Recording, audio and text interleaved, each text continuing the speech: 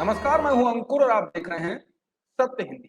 अब देख लेते हैं अब तक की खबर। बढ़ती महंगाई को लेकर आज संसद में चर्चा हुई। इस दौरान बीजेपी सांसद निशिकांत दुबे ने दुनिया के हालात का हवाला देते हुए भारत की स्थिति को बेहतर बताया। बीजेपी सांसद ने आसपास के छोटे देशों का हवाला देते हुए कहा कि श्रीलंका, बांग्लादेश, भूटान और सिंगापुर को देखें तो हर जगह महंगाई बढ़ रही है और नौकरियां जा रही हैं। ऐसे में अगर भारत में गरीबों को 2 वक्त का खाना फ्री फंड में मिल रहा है तो क्या हमें पीएम का शुक्रिया अदा नहीं करना चाहिए। भाजपा सांसद ने कहा कि पहले किसानों की आत्महत्या के मुद्दे उठाए जाते थे, लेकिन अब हालात बदल गए हैं। अब किसान आत्महत्या नहीं कर रहा है। महंगाई पर चर्चा के दौरान संसद में तृणमूल कांग्रेस की सांसद काकोली घोष दस्तीदार ने बिना नाम लिए केंद्रीय मंत्री स्मृति ईरानी पर निशाना साधा। घोष ने कहा कि मैं नाम नहीं ले रही हूं, वो मंत्री यहां सदन में नहीं हैं जो एलपीजी महंगी होने पर सिलेंडर लेकर बहुत शोर शराबा किया करती थी। मैं जानना चाहती हूं कि उनकी राय क्या है, क्योंकि अब सिलेंडर खरीदने के पैसे नहीं हैं और लाखों महिलाएं चूल्हा फूंक रही हैं। कभी कभी मेरे मन में आता है कि क्या सरकार बहादुर हमें कच्चा खाना खाने की आदत डलवाना चाहती है, क्योंकि पकाने के लिए एलपीजी सिलेंडर के दाम बढ़ाए जा चुके हैं। इसके दाम 600 से 1100 हो गए हैं, इसलिए गरीब कैसे खरीदेगा। कांग्रेस नेता मनीष तिवारी ने महंगाई व मूल्य वृद्धि पर लोकसभा में चर्चा के दौरान कहा कि देश में पिछले 14 महीने से महंगाई दहाई अंक में है। ये 30 साल में सबसे ज़्यादा है। उपभोक्ता खाद्य मूल्य सूचकांक आसमान छू रहा है। चावल, दही, पनीर और पेंसिल और शार्पनर जैसी दैनिक उपयोग की चीज़ों पर भी जीएसटी बढ़ाकर आम लोगों और बच्चों को भी सरकार नहीं बख्श रही है। तिवारी ने पनीर, आटे, दही, पेंसिल इत्यादि पर जीएसटी बढ़ाने का विरोध करते हुए कहा कि शमशान घाट के निर्माण पर भी 18% जीएसटी लगाने की जरूरत पड़ गई। क्या हम लोगों को बिल्कुल जमीन पर लिटा देना चाहते हैं। तिवारी ने कहा कि सरकार ने अपना बजट तो ठीक कर लिया होगा, मगर 25 करोड़ गृहिणियों का बजट बिगाड़ दिया। अदालत ने शिवसेना सांसद संजय राउत को 4 दिन की ईडी की हिरासत में भेज दिया है। ईडी ने 8 दिन की हिरासत मांगी थी। मनी लॉन्ड्रिंग के मामले में गिरफ्तार किए गए राउत ने मीडिया से कहा, ये हमें खत्म करने की साजिश है। वहीं राउत के वकील ने कोर्ट में दलील दी कि ये राजनीतिक कार्रवाई है। बता दें कि राउत को मुंबई के पात्रा चौल जमीन घोटाले के मामले में 16 घंटे तक चली पूछताछ के बाद ईडी ने गिरफ्तार किया था, जिसके बाद राउत के समर्थकों ने आज विरोध प्रदर्शन किया और जमकर नारेबाजी की। इस दौरान ईडी के कार्यालय के आसपास कड़ी सुरक्षा व्यवस्था की गई थी। मालूम हो कि ईडी ने संजय राउत के घर से 11,50,000 कैश भी जब्त किया। एजेंसी के अधिकारियों का कहना है कि संजय राउत जांच में सहयोग नहीं कर रहे थे, जिसके बाद उन्हें गिरफ्तार किया गया। महाराष्ट्र के पूर्व मुख्यमंत्री उद्धव ठाकरे ने शिवसेना सांसद संजय राउत का समर्थन किया और कहा कि वो किसी से नहीं डरते। उन्होंने कहा कि मुझे संजय राउत पर गर्व है, यह कार्रवाई हमें बर्बाद करने की साजिश है। उद्धव मुंबई में संजय राउत के परिवार से मुलाकात के बाद पत्रकारों को संबोधित कर रहे थे। उन्होंने कहा, जो भी हमारे खिलाफ बोलता है उसका हमें सफाया करना होगा। ऐसी मानसिकता के साथ प्रतिशोध की राजनीति चल रही है। संजय राउत की गिरफ्तारी को गलत करार देते हुए ठाकरे ने कहा, आज घटिया घिनौनी राजनीति हो रही है। सरकार के खिलाफ बोलने वालों को जेल भेजा जा रहा है, संविधान को तोड़ा मरोड़ा जा रहा है। संजय राउत की गिरफ्तारी को लेकर उद्धव ठाकरे ने कहा कि बीजेपी के खिलाफ बोलने पर मिटाने की कोशिश की जा रही है, तो क्या इस तरह की कार्रवाई से उद्धव की शिवसेना झुकेगी। ठाकरे ने साफ कहा कि मिटना मंजूर है, लेकिन शरण में नहीं जाऊंगा। उन्होंने कहा कि जो झुकने वाले थे वो हवा में चले गए, असली शिवसैनिक कभी झुकेंगे नहीं। उन्होंने कहा कि अब महाराष्ट्र की जनता फैसला लेगी। उद्धव ठाकरे ने बीजेपी पर सहयोगियों के साथ बर्ताव सही नहीं करने का आरोप लगाया। उन्होंने उम्मीद जताई और कहा, वक्त हमेशा बदलता रहता है, हमारा वक्त भी आएगा तो सोचिए आपका क्या होगा। संजय राउत की गिरफ्तारी के बाद आदित्य ठाकरे ने कहा, ये शिवसेना को खत्म करने, महाराष्ट्र की आवाज़ दबाने की साजिश है। ये सभी के सामने है और ये जग जाहिर है। आदित्य ठाकरे ने कहा कि आवाज़ उठाने वाले लोग टारगेट पर हैं। लोकतंत्र के खिलाफ कुछ भी हो रहा है। आदित्य ठाकरे ने कहा कि जब उद्धव ठाकरे मुख्यमंत्री थे तो किसी को ये नहीं लगता था कि उन्हें प्रताड़ित किया जा रहा है, लेकिन अब जानबूझकर क्षेत्रवाद को सामने लाया जा रहा है। लोगों के बीच विभाजन पैदा करने की कोशिश की जा रही है। वो महाराष्ट्र को 5 हिस्सों में बांटना चाहते हैं। ठाकरे ने राज्यपाल भगत सिंह कोश्यारी के बयान पर भी निशाना साधा और कहा कि क्या आपको पता है कि हाल ही में गवर्नर ने क्या कहा।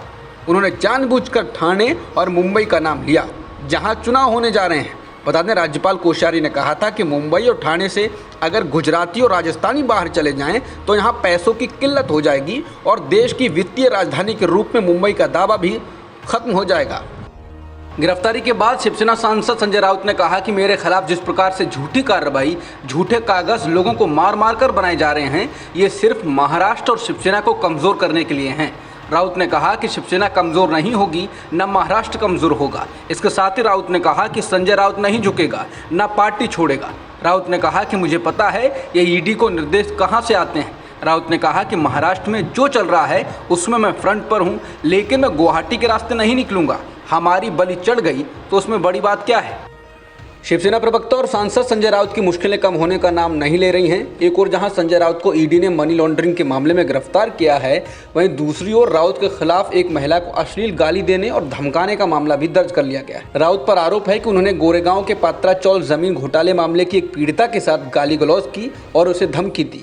राउत की ऑडियो क्लिप सोशल मीडिया पर खूब वायरल हुई थी, जिसके बाद पीड़ित महिला ने राउत के खिलाफ मुंबई के वाकोला पुलिस स्टेशन में मामला दर्ज कराया है। पत्राचौल में रहने वाली एक महिला ने संजय राउत के खिलाफ गाली गलौज करने, महिला का अपमान करने और धमकी देने की धाराओं में मामला दर्ज कराया है। आरोप है कि पीड़िता ने संजय राउत की भूमिका के बारे में मीडिया में बात की थी। इसके बाद संजय राउत ने इस महिला को फोन पर गालियां दी थी। इस पीड़ित महिला का आरोप है कि संजय राउत ने न केवल उन्हें गालियां दी बल्कि धमकी भी दी थी। इसके बाद इस पीड़ित महिला ने मुंबई के वाकोला पुलिस स्टेशन में आईपीसी की धारा 504, 506 और 509 के तहत मुकदमा दर्ज कराया है। हालांकि महिला के दावों और ऑडियो क्लिप की क्रेडिबिलिटी पर सवाल उठाए जा रहे हैं। संजय राउत की गिरफ्तारी पर कांग्रेस ने उनको अपना समर्थन दिया है। कांग्रेस नेता अधीर रंजन चौधरी ने कहा कि हम राउत के साथ हैं, हम उनका साथ देंगे। इसके अलावा राउत की गिरफ्तारी की निंदा करते हुए कांग्रेस नेता सचिन सावंत ने कहा, यह भारत में भयानक वास्तविकता को दिखाता है। उन्होंने ट्वीट कर कहा कि संजय राउत जैसा महारथी लड़ रहा है, झुक नहीं रहा है। औरंगजेब ऐसी जिद्दी इच्छा शक्ति से थक गया था, वे भी थक जाएंगे। ऐसे हजारों क्रांतिकारी नेता बने हैं और बनाए जाएंगे।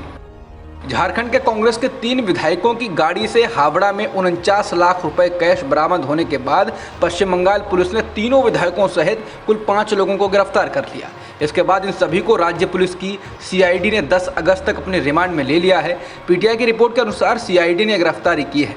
इससे पहले कांग्रेस पार्टी ने रविवार को झारखंड के अपने उन 3 विधायकों को निलंबित कर दिया था। गिरफ्तार किए जाने वाले विधायक इरफान अंसारी, खिजरी के राजेश कच्छप और कोलेबिरा के नमन बिक्सल कुंगारी हैं। बता दें, इन गिरफ्तार विधायकों की गिरफ्तारी ऐसे दिन हुई है जब कांग्रेस के एक अन्य विधायक कुमार जयमंगल ने रांची में एक पुलिस शिकायत दर्ज कराई और आरोप लगाया कि इन गिरफ्तार विधायकों ने वर्तमान झामुमो और कांग्रेस सरकार को गिराने के लिए 10 करोड़ रुपए की पेशकश की।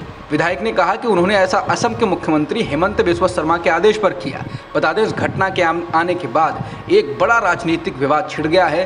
कांग्रेस भारतीय जनता पार्टी पर झारखंड की हेमंत सोरेन सरकार को अस्थिर करने की कोशिश करने का आरोप लगा रही है। असम के मुख्यमंत्री हेमंत बिस्वा शर्मा ने कहा कि कांग्रेस में लंबे समय तक रहने की वजह से उस पार्टी के पुराने मित्र लगातार संपर्क में रहते हैं। झारखंड में जेएमएम कांग्रेस सरकार गिराने के आरोपों को नजरअंदाज करते हुए शर्मा ने ये बात कही। बता दें, कांग्रेस ने शर्मा पर झारखंड सरकार को गिराने की कोशिश का आरोप लगाया है। शर्मा ने कहा कि कांग्रेस नेता उनके पुराने दोस्त हैं और इसमें इससे ज़्यादा पढ़ने के लिए कुछ नहीं है। उन्होंने संवाददाताओं से कहा कि कांग्रेस नेता मुझसे पुरानी दोस्ती की वजह से संपर्क में रहते हैं। मैं उस पार्टी में 20 साल से अधिक समय से था।